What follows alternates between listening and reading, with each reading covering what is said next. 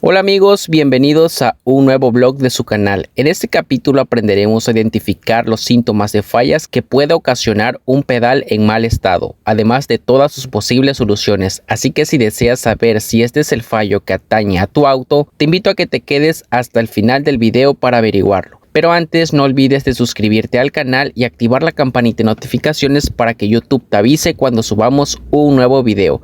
Ahora sí, sin más que decir, comencemos. El pedal del acelerador es un dispositivo electrónico que se encarga de enviar a la unidad de control la posición a la que tienes pisado el pedal. En base a estas señales, la unidad de control del motor abre la válvula de mariposa del cuerpo de aceleración para que el motor se acelere. Los síntomas de fallas que puede ocasionar un pedal del acelerador dañado son: el auto deja de acelerar, el auto tarda en acelerar, el motor pierde potencia, inestabilidad en el motor, falla en 2 cilindros del motor, símbolo de reducción de potencia del motor en el tablero. Si deseas hacer pruebas al pedal electrónico, debes tener en cuenta que este componente tiene integrado dos sensores, las cuales son APP número 1 y APP número 2. Generalmente cuentan con 3 cables cada sensor, las cuales sus funciones son las siguientes. En el APP número 1 tenemos 5 volts de alimentación, señal de salida y tierra de sensor. En el APP número 2 tenemos 5 volts de alimentación, señal de salida y tierra de sensor. Puedes realizar estas mediciones con el voltímetro y debes revisar que al presionar el pedal del acelerador, el voltaje de la señal de salida debe de cambiar. Pero la manera de realizar una mejor prueba es usando el escáner automotriz, entrando al flujo de datos y seleccionando los datos de APP número 1 y APP número 2. Observarás cómo los valores cambian conforme pisas el pedal del acelerador. Si una de estas señales no cambia, tendrás que revisar los 3 elementos para que este sensor pueda funcionar de manera correcta, o sea, los 5 volts de alimentación, tierra de sensor y señal de salida con el voltímetro. Fallas comunes del pedal del acelerador: ausencia de 5 volts de alimentación. La causa de esta falla puede deberse a que el cable que viene de la computadora hasta el pedal esté en circuito abierto o reventado. Para ello es muy importante revisar continuidad desde la unidad de control hasta el pedal. Es muy importante